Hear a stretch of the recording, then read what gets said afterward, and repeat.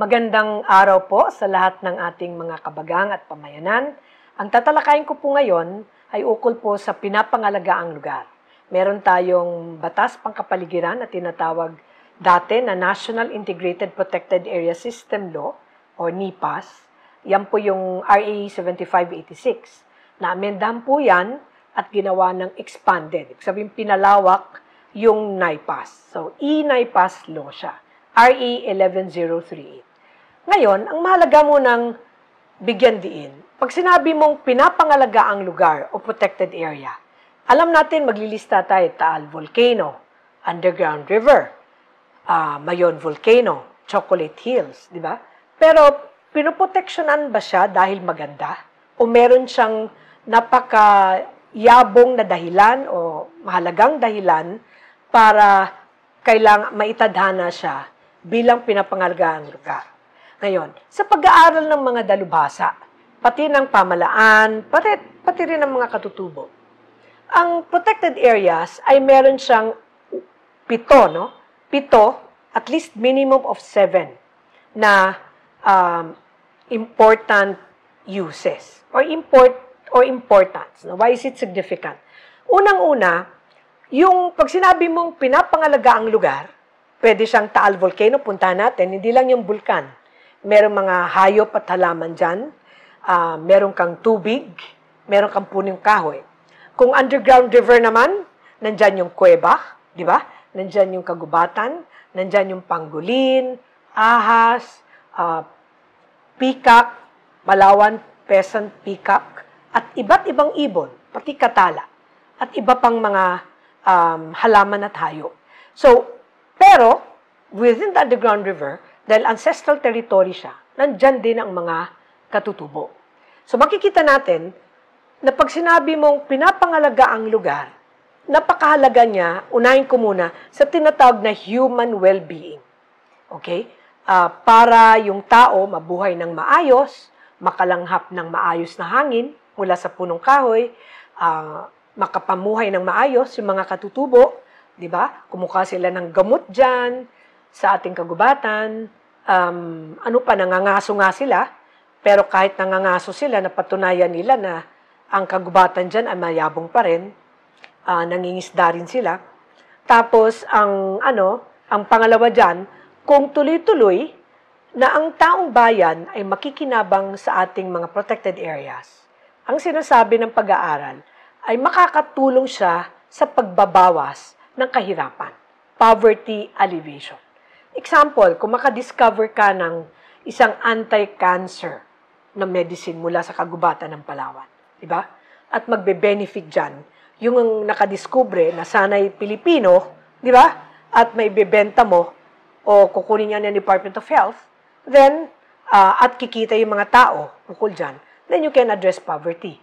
Isa pang mas direktang maintindihan, yung mga katutubo na nagraratan, na nag-aalmasiga, na nagbubuho, na kumukuha ng honey. Kapag ang protected area o kagubatan ay tuloy-tuloy ang pagiging mayabong, mayabong ang ratan.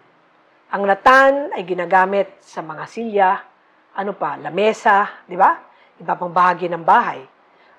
Ang almasiga resin, kanyang resin dagta, ay ginagamit to sa pintura, lacquer, at ine-export ito. At ang honey, medicinal value ng honey. This is just few things na mahalaga para pagkakitaan. So, kung ito'y tuloy-tuloy, then it can help address poverty. Pangatlo, yung seguridad ay nagbubuga ng oxygen na nilalanghap natin at nag-a-absorb, tumatanggap ito ng carbon dioxide. At dahil tumatanggap siya ng carbon dioxide na isang mapanganib na gas na malaki ang papel sa pagbabago ng klima, napakahalaga na yung pagtaglay ng carbon dioxide ay mapanatili at hindi mailabas sa ating kalawakan at malanghap natin o mapagpatuloy ang pag-init ng mundo at lulubha ang pagbabago ng klima. Kaya napakahalaga ng carbon sequestration. Hindi lang po upland forest or green carbon ang mahalaga. Ngayon, meron ng tinatawag na blue carbon. The coral reefs, the seagrass beds, the phytoplanktons, In the water, yan sila. In the sea, in the marine waters, blue carbon yan. In fact, ang studies ngayon ng Intergovernmental Panel for Climate Change, sinasabi nila that these swamp areas, the mangrove areas, the coral reefs, they're all blue carbon. At mas madami silang natataglay na carbon dioxide kaysa upland forest. Makikita natin ang carbon sequestration. Kailangan siyang i-sequester, kailangan siyang taglayin, no? Siguro mali yung Tagalog. Kailangan siyang hindi maibuga at mailabas. Kailangan patuloy siyang natatago ng mga punong kahoy at ng mga iba't ibang buhayalan kahit sa karagatan. Para hindi siya lumabas bilang isang mapanganib na greenhouse gas at lulubha ang init ng mundo. Okay? At nababago ang klima. Ngayon, yung disaster risk reduction, kitang-kita mo yan sa mangroves. Ang storm surge, no? Panangga yung bakawan, ganoon din panangga yung kagubatan. Bagamat sasabihin ng ibang mamamayan, Ma'am, grabe yung kagubatan sa Puerto Princesa, nasira ni Odette. Tama ka. Nagsalita ang likas yaman. Nagsalita ang ating inang kalikasan. Ngunit, kahit nangyari yun, makikita natin na umuusbong na rin yung ibang areas, no, na nasira. Kasi wag mo lang pakialaman, nature has a way of, surviving. Pero, ang mahalaga dito, para sa tao, tayo kasi yung nasa salanta eh. Kung tatanggalin mo yung punong kahoy, katulad sa nangyari sa Brooks Point, at guguho yung lupa, anong mangyari? Pag tumaas yung tubig at madaming rainfall, madaming tubig ulan, paano na lang, anong mangyayari? Walang pipigil doon. Okay? Walang magtataglay ng tubig, katulad ng carbon. Dahil tinanggal mo na yung kagubatan mo, di ba? Na sana dapat magsasangga nung patuloy na baha. Pero nangyari yon. Kaya napakahalaga ng ating buhay ilang, kagubatan, kabakawanan, para tayo ay makasangga tayo sa sa mga dilubyo, sa mga baha, di ba?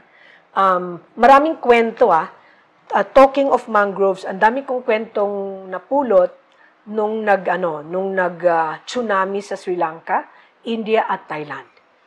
The lawyers at yung mga environmentalists doon, pati mga pamayanan na nakausap ko sa isang conference, nagsasabi sila na yung mga lugar na taglay pa ang mangroves, hindi daw na tsunami. Nasagka sila ng bakawan. Pero yung mga areas daw na na-convert into fish ponds or tourism areas, talagang bahang-bah. Kaya mahalaga na panatilihin natin ang ating kabakawanan. Okay? So sa disaster risk yun. Pati yung upland forest. Ito pa. Yung mga creeks, alam mo, minsan nalulungkot ako kasi walang boses yung mga maliliit na mga water bodies like creeks, no? Or rivers. Tinatakpan natin para gawin nating village or subdivision. Hindi natin alam na pag ginagawa natin yon, hahanap at hahanap sila ng lugar kung saan sila lalabas. So, napakahalaga, ang mensahe doon, huwag mong galawin yung creeks. O kung gagawa ka ng infrastructure project, maglalaan ka ng pag-aaral at isang strategiya na hindi magiging threat, no, sa darating na panahon, pagtatakpan mo yung mga creeks mo and rivers. So yan, mahalaga yan sa disaster. Yung economic development, okay, medisina, di ba? Ngayon, kahit nga perfume, alam niyo ba yon? Ang dami, hindi lang ilang-ilang pati bahagi ng ating mga seagrasses, di ba? Phytoplanktons, may nadidiscover dyan na mabango. Hindi lang upland. Pwede yung magamit for economic development. Ano pa? Dahil taglay natin ang buhay ilang, pwede siyang site for community-based sustainable tourism. So that can contribute to economic development. Hindi naman, at yung agrikultura, because you need water for your farms, you definitely need a healthy watershed. So kung may tubig kanlungan ka dyan, di ba? Kung may tubig kanlungan ka, makakaasa ka na tuloy-tuloy ang pag-irrigate ng farmlands. So, at kung ang farmlands ay tuloy-tuloy ang bunga, then that contributes to economic development. So maraming forma, whether it's non-timber forest products, whether it's health, medicine, okay, or community-based sustainable tourism, lahat yan should contribute to economic development. Tandaan natin sa gross domestic product, ang contribution ng agrikultura ay 18%. Compared to mining na rarely makaabot ng 2%. Ngayon, panghuli yung climate change adaptation. Paano ba tayo lulugar? Yun ang adaptation eh. Diba? Kaya nga ang maganda, ang paborito kong salita ngayon, resilience. Na kahit na bumangon, kahit na nadapa ka, kakayanin mong bumangon. Kakayanin mong tumugon.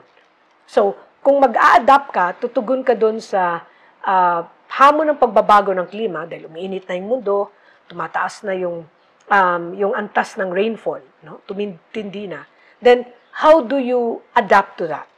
Ibig sabihin, para ikaw ay maka-adapt, kailangan mayabong ang protected areas mo. So may itinatalaga kang pinapangalagaang lugar. So, yan po, no?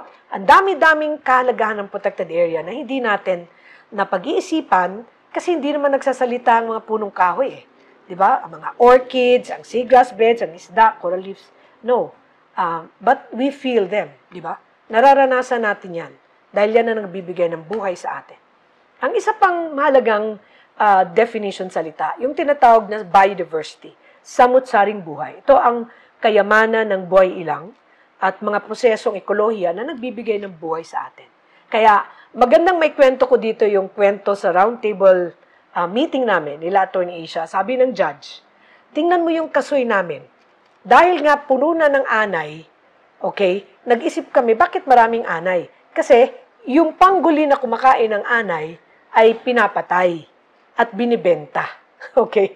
Kaya nangyari, lumiit yung kasoy, lumiit yung kita. So yan po yung proseso. Kapag ang gubat mayabong pa, at ang panggulin, hindi mo hinuhuli, hindi tinitrade at mayabong siya. So, makakain niya yung anay. At yung banta ng anay, di ba, sa ating sa ating agricultural crops. Halimbawa lang, katulad ng kasoy. Magamat puno yan. Eh, hindi sila mangangani. Anong sabi ng mga cashew farmers? Ang kasoy daw ngayon, maliliit na lang ang bunga. Di ba? Hindi na siya as productive as it used to be. So, yan yung halimbawa yan ng ecological process, proseso ng kalikasan. At dahil dyan, malagang tingnan natin, itong slide ko, pinapakita ko ang iba't ibang itsura ng hayop sa ating bansa. Kahit nga yung tinatawag na palaka, frog, ang frog, indicator species siya. At maraming frog sa Palawan. Ibig sabihin, malinis pa yung ilog mo, malinis pa yung agricultural areas at ang kagubatan. Marami tayong species ng frogs. May mga owl pa tayo. Diba? Meron tayong white-breasted sea eagle, bagamat meron tayong monkey-eating eagle. So, sa usapin ng pinapangalagaang lugar, kinikilala ng batas na sa bawat lugar sa Pilipinas, may kakaiba siyang buhay ilang. Pwede siyang halaman, pwedeng tinatawag na malaking halaman dun sa Mindanao. No? At sa Palawan, meron din. Meron din tayong iba't ibang orchid. Meron kang pitcher plant. Okay? At iba pa. Tapos yung tamaraw sa Mindoro yun. Yung tarsier sa Cotabato, Bohol. Okay? In those areas. Kaya ang salita pong mahalaga, yung endemism. Endemic. Matatagpuan lang yung halaman at hayop sa isang lugar sa Pilipinas. Katulad ng mouse deer, matatagpuan mo lang sa Balabac. Or yung Calamian deer, dun lang sa Calamianes. Okay? So, yan ang konsepto sa pinapangalagaang lugar. Bilanggit ko na kanina, yung kahalagahan at benepisyo na may dudulot ng samut-saring buhay, ang idadagdag ko lang sa usapin ng pang-ekonomiya ay yung quinine na gamot sa malaria. Ang sabi ng dalubhasa, ito ay isang cup na nakuha mula sa isang bagin sa kagubatan ng Pilipinas. So marami pa hong benepisyo, no? Makukulangan tayo ng oras, pero sana wag nating kalimutan, no? Isipin natin, patuloy natin suriin yung nangyayari sa ating kagubatan, samut-saring buhay at karagatan. Ang kalagayan ng samut-saring buhay sa Pilipinas ay nasa isang peligrosong estado. Bagamat meron tayong maraming bahura, 400, at may mga isda na 2,175 sa buong mundo, meron din tayong mga illegal fishing na threats. No? Nagsisira tayo ng bahura, dynamite, cyanide, patuloy pa rin yan. Meron din tayong maraming halaman, 15 uri, sinasabi dito. Pati nga uri ng ibon, insekto, pati crustacean katulad ng alimango. At ito, gusto ko tong data na to kasi 54% sa 75 uri ng palaka na matatagpuan sa Pilipinas. 54% ang matatagpuan sa Palawan. So, ganyan ka linis at talaga ang probinsya ng Palawan. Okay. Ang batas na INAIPAS ay nanggagaling sa NAIPAS. Okay? Kaya in-expand siya. At makikita mo sa slide na ang kanyang layunin ay kumilala sa kahalagahan ng samut-saring buhay. At ito yung mahalaga po, magtatag ng komprehensibong sistema. Diba? Kung ang SEPLO na tinalakay natin ay komprehensibong strategiya para sa Palawan, ito naman, komprehensibong sistema sa pangangasiwa ng parke ng iba't ibang lugar sa Pilipinas. So ano ba itong sistema na to? Kasi mahalaga nga ang Pilipinas, mayabong tayo sa samut-saring buhay, lalo ng probinsya ng Palawan, pero kailangan talaga ng sistema. Paano ba ito pangangasiwaan? Paano ba ito pag-aaralan? Paano ba mapakinabangan ng mga katutubo at iba pang pamayanan? Diba? Ano bang pinagbabawal? Anong dapat mga iba't ibang do's and don'ts, so prohibited acts and penalties at iba pa. So ito, ang patakaran ng ating saligang batas. Diba? Nasa ating saligang batas yan na pangalagaan natin ang ating bansa para ang ating darating na henerasyon ay makakabenepisyo mula sa katutubong halaman at hayop. Hindi lang to sa atin na darating na henerasyon, kundi sa lahat ng henerasyon sa Pilipinas. At dahil dito, ang komprehensibong sistema na INAIPAS ay nagsasabi na dapat meron tayong diskarte. Meron tayong pamamaraan, strategiya, diba, plano sa pagkokonserba ng samut-saring buhay at pagpapanatili nito. Okay. So, bilang pagpatuloy, pag sinabi nating NAIPAS system, ito ay isang proseso na tumutukoy ng isang mekanismo. Kung saan, ang sistema ng pambansang parke ay pamamalaan ng isang lupon, okay, na mas makatotohanan gamit ang siyensya. So, mananaliksik ka, magsasurvey ka, may tinatawag na PASA, Protected Area Suitability Assessment. Tinatasa mo muna kung karapat-dapat ba na italaga ang isang lugar bilang pinapangalagaang lugar. At sa prosesong ito, dapat may partisipasyon at paglalahok ng iba't ibang sektor ng ating pamayanan. Ngayon, dahil nga proseso ito, masalimuot po siya, mga kaibigan na proseso. Hindi siya madali. Meron siyang dati 13 steps. Ngayon ay 10 na lang, no? Sa INAIPAS. Sa prosesong ito, may lupon na itinadhana ang ating batas, tinatawag na PAMB ang lupon. Protected Area Management Board. Ibig sabihin, nangangasiwa siya. Isang lupon ng kanyang mandato ay siguraduhin na mapangalagaan yung protected area, yung pinapangalagaang lugar. Diba? Multi-agency ito. Nandyan ang DNR, local government units, iba't ibang ahensya, pati security sector, NGOs, indigenous peoples, at yung kababaihan. Dapat mga 20 to 30% ng PAMB. Yun po yung dagdag ng INAIPAS. Ano pa? Kumikilala ito na dapat ang sistema na to ay batay nga sa siyensya. So, ibig sabihin, yung lahat ng pag-aaral, ibawa kung underground river yan, which has been studied for the last 40 years, 30 years or 40 years. Yung kasaysayan yan, dapat tuloy-tuloy na pinag-aaralan at huwag kalimutan at minomonitor mo. Kasi meron kang database. Diba? Kung halimbawa, lumalabas sa pag-aaral 40 years ago ng bats dyan sa kuweba ay madami. Sabihin na natin, hypothetically, of 10 species. Tapos sa pag-aaral ng 2023, ay 5 species na lang. So, may mensahe yan. Ibig sabihin, baka merong kumukuha ng bats o namatay sila. Bakit? Diba? Yun po yung ano natin, scientific-based, yung proseso ng pangangasiwa ng protected area. Tapos, meron siyang principles. Okay? Ang mga principles niya ay yung sinasabi kong participatory approach. Na yung tao na apektado, katulad ng mga katutubo, kasi halos lahat po ng protected area sa Pilipinas ay ancestral domains. Marami po. Ancestral domains or ancestral territory o lugtang kagurang-gurangan ng mga katutubo. At kailangan po siyang lumahok sa prosesong yan. At dapat hindi salungat sa isa't isa, hindi naglalaban-laban ang usapin ng katutubo at usapin ng pangangalaga ng protected areas. Idagdag ko lang po na mahalaga rin tingnan na sa probinsya ng Palawan, meron tayong 26 na key biodiversity areas. Okay. Ano ang diferensya ng KBA? Key biodiversity areas sa protected area.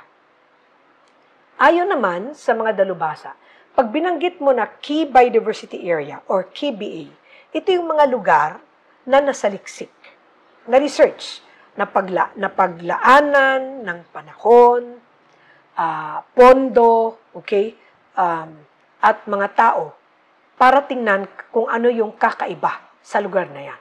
So, ibig sabihin, kung about 8 years or 10 years ago, meron tayong 128 na KBAs. Yan ay tataas at tataas pa rin. Kasi marami pa hong lugar sa Pilipinas na hindi pa napag-aralan. Katulad sa Palawan, yung Victoria and Ipahan Mountain Range. 120,000 hectares more or less siya. Mayabang pa dyan.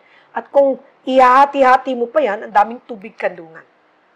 Bukod sa Victoria and Ipahan Mountain Range, malay natin may mga areas ng Rojas. O halimbawa, Kulyon. O Kuyong Magsaysay na merong KBAs na hindi pa nasaliksik. So, ulitin ko, pag sinabi mong KBA, na-research yan nasaliksik ng gobyerno with other academic institutions. At tuloy pa ang pagdadami niyan.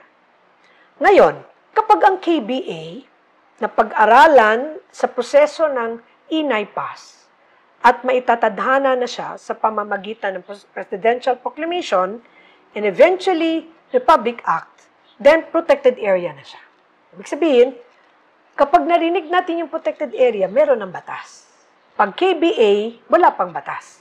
Kasi nasa liksik pa lamang. Pero ang tunguhin natin at ang layunin ng gobyerno, lahat ng KBA ay maging PA, maging protected area. Pero para mangyari yon, milyones yung gagastusin mo sa pananaliksik, sa pagsusurvey, sa pagkukonsulta, sa pag-aaral, sa pangasiwa, pagsasagawa ng management plan. In other words, masalimuot po talaga ang pagpapatupad ng INAIPAS law. Okay, ang sinabi kong kanina yung pangangalaga at pagtatalaga ng mga iba't ibang proseso at pamamaraan. Sinasabi din ng batas na mahalaga ang pakikipag-ugnayan sa pambansang pamalaan, LGUs, pribadong sektor at komunidad. Prinsipyo yan ng INAIPAS law. At kailangan ang mga prinsipyo na umiiral para mapangalagaan ang protected area ay kailangan maintindihan din ng mga mamamayan. Halimbawa, participatory approach. Kailangan kami manaliksik, di ba? Mangulit. Okay, nakikita niyo ba itong pangguli na to? Halimbawa, ilang punong kahoy. Ito ba ganitong mga halaman ay nandyan ba? Hindi yan biro po gawin. At kailangan po yung datos na yan bilang batayan mo sa pagtatalaga bilang protected area. Sa ngayon po, sa ilalim ng INAIPAS law, merong 94 protected areas na ginawang regular protected areas at may regular PAMBIs. tinanong ako, Attorney Anda, kasama ho ba yung 5 dyan sa Palawan? Hinalulungkot ko po na hindi tayo nasama doon sa regular areas. Presidential proclamation pa rin tayo. Kasi hindi sinuportahan ng mga congressional representatives ng Palawan. May ibang agenda sila. Kaya ngayon, bahagi ng agenda ng Palawan na isangguni uli sa Kongreso yung 5? Malampaya, Sound Protected Landscape and Seascape, El Nido Managed Resource Reserve, Mount Matalingan Protected Landscape, Rasa Island Wildlife Sanctuary, at Puerto Princesa Subterranean River National Park. 5 na gusto natin maitadhana sa pamamagitan ng Republic Act as a protected area. Yan ang agenda pa rin natin sa Palawan. Ngayon, bakit siya naging expanded? Dahil nga may 94 protected areas, bagamat di nakasama ang Palawan, ano pa? Ang sinasabi ng Inay Pass, ang PAMB ay lumawak na. Sa halip na 2 NGO rep, 3 na. At sabi dito, maximum ng 3 kinatawan sa mga katutubo na kinikilala ng NCIP. Kailangan din na sa PAMB ang isang academic institution at pribadong sektor. So lumawak na ang PAMB members. Ano pa? Sa usapin ng enerhiya, okay, merong oil or natural gas, halimbawa, nakita sa El Nido. Yan ba ay papayagan? Sandali lamang, kailangan suriin yan. Anong sabi ng Inay Pass? Pag non-renewable energy projects, ito ay dapat pag-aralan, isasangguni sa Presidente at irerekomenda sa Kongreso. Pero alam natin, sa mga natural parks, or strict nature reserves, katulad ng Tubata Reefs Natural Park, or Puerto Princesa Subterranean River National Park, or Rasa Island Wildlife Sanctuary. These are strict nature reserves. Okay? Portions ng PPCIMP are strict nature reserves. You cannot allow non-renewable energy projects. Ulitin ko, walang natural gas dyan, walang oil, walang coal sa strict nature reserves. So, protektado ang strict nature reserve. Ano bang strict nature reserve sa Tagalog? Isa siyang pinapangalaga ang lugar na katangi-tangi ang likas yaman dyan. No? Katulad ng Rasa Island Wildlife Sanctuary. It's a kakatu habitat. Okay? Success story yan. From 20 kakatus, ngayon almost 400 na ang Rasa Island. So, you cannot allow oil and natural gas to be extracted within that area. Ngayon, yung non-renewable energy projects are prohibited. Binanggit ko na kanina, no? Pero kung renewable naman, yan mga tanong, papayagan mo ba ang wind energy sa underground river? Papayagan mo ba ang solar sa underground river? Depende po sa pag-aaral. At depende sa PAMB kung papayagan nila sa kanilang management plan. So, bawat protected area, may management plan, may plano. Kung nakalagay sa plano, hindi papayagan ang anumang forma ng energy projects, non-renewable man siya or renewable, then gagalangin natin yan. Okay, ancestral domains and customary rights, kinikilala ng Inay Pass. Hindi salungat ang Indigenous Peoples' Rights Act sa Inay Pass. In fact, dapat itagpiyan, kinikilala yan, kasi ang Indigenous Knowledge Systems and Practices, IKSP, ng mga katutubo, ay matagal nang kinikilala sa buong mundo. Kaya nga sa Palawan, kung palagi mong lalait, hindi dahil sa pagkakaingin, ang katutubo lang naman dati ditong mga tao kung masama yung kanilang Sweden agriculture, di ubos sa saring kagubatan ng Palawan. Bakit marami pa rin? Ibig sabihin, yung kanilang pamamaraan, simple at hindi mapanganib sa ating kagubatan at iba pang likas yaman. Tapos sinasabi din dito na ang mga katutubo ay meron ding tungkulin. Pangasiwaan yung kanilang lugtang kagurang-gurangan, katulad sa underground river, o katulad sa Malampaya Sound, at dapat integrated yan with the management plan ng protected area. So, mahalaga po yun. Sinasabi din yung koordinasyon at komplementasyon. Kasi, kung Department of Agriculture yan, Department of Energy, Department of Health, kahit na DepEd, ay dapat din mahimok na lumahok, hindi lang DNR. Kasi pag DNR at PCSD kasi Palawan, yun palaging, kinukulit, di ba? Department of Environment and Natural Resources, Palawan Council for Sustainable Development, at yung pamalang lokal. Pero dito, kailangan mag-complement. Kung ang Department of Agriculture ay may project na pagyamanin yung mga tanim, dapat himukin silang wag gumamit ng pesticide. Kasi, yun yung banta sa Malampaya Sound. Grabe daw yung pesticide galing dun sa mga plantasyon. So, yan yung kailangan na mag-complement. Isang halimbawa yan. Or, bakit ka magtatatag ng oil palm sa loob ng Mount Mantalingahan? Exotic species yan. Mapanganib yan sa samut-saring buhay. So, yan po ang kailangan ng complementation, okay? Pagtagpi-tagpi ng mga plano, pag-integrate para sigurado na coordinated. Okay. At ang may tinatawag na SONA. Kung ang SEPLO sa Palawan ay may SONA, meron ding SONA sa protected area. So, kung dito sa underground river, kung ang inyong mababang lingkod ay nakaupo bilang PAMBI, may management plan na matagal na namin sinusuri, pinagdidibatihan, tinatalakay, may mga SONA doon. So, may mga core zones, may tinatawag ding buffer zone. Ito ay additional layer siya. No? Sonang panangga. Dagdag siyang SONA para sigurado na mapangalagaan yung core zone. Ngayon, ang mga tanong, paano kung may tituladong lupa? Paano kung may government projects dito sa buffer zone? Sila ba ay tatanggalin? Hindi po. Kailangan lang masiguro na kung may barangay centers dyan, may mga government projects or may titled properties na sa kasamaang palad ay na-issue na ng titulo bago na deklara as a protected area, kailangan kausapin yun, lahat ng mga stakeholders. So, yung sinasabi ng batas, coordinate, complement, consult, para hindi sila ma-threaten. Di ba? Baka sabihin na, kakainis naman itong protected area, wala na yung interest namin. Hindi. Dapat pag-aralan, maging mapanuri sa proseso, mag-usap-usap, ang debate ay bahagi ng proseso. So, galangin ang siyensya at siguraduhin natin mapatupad ang management plan. Okay. Ang environmental impact assessment, yung pagtatasa ng bawat uri ng proyekto katulad halimbawa ng renewable energy project or tourism project ay ginagawa dapat ng PAMBI.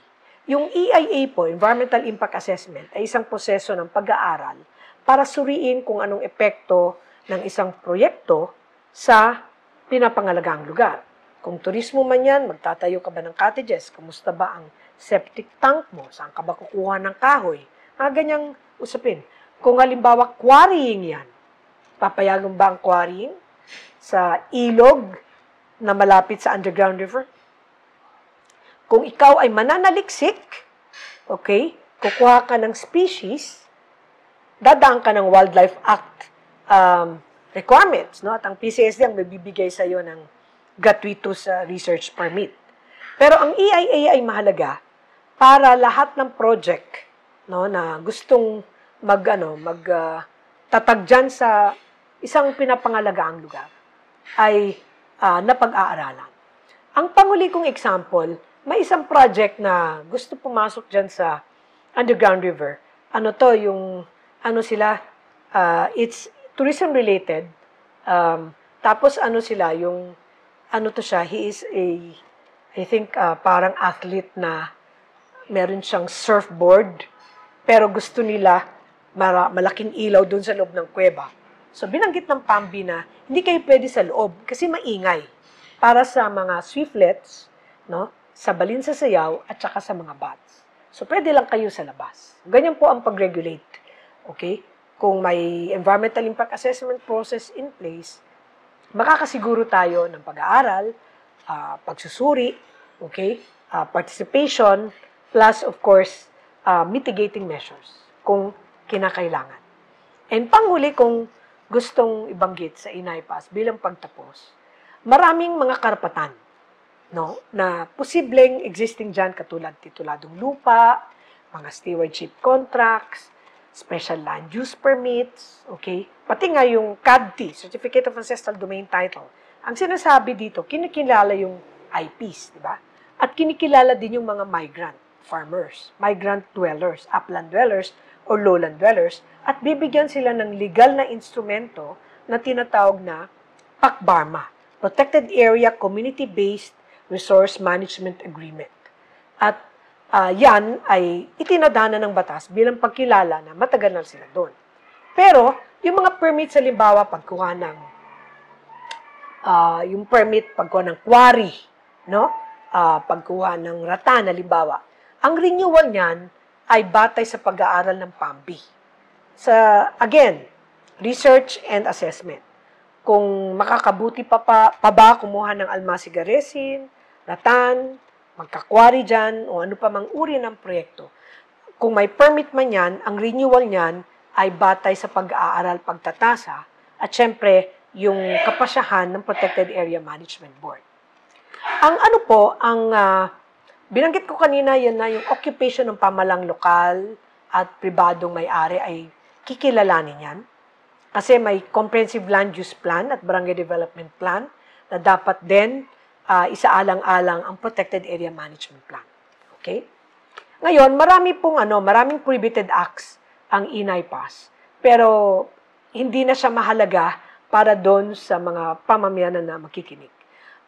Maganda lang na maalala natin na lahat ng mga illegal activities sa iba't ibang environmental law, ay pamumutol ng kahoy, pagmimina, pagpupuslit ng mga buhay ilang, lahat yan, bawal yan sa protected area. Including yung illegal occupation.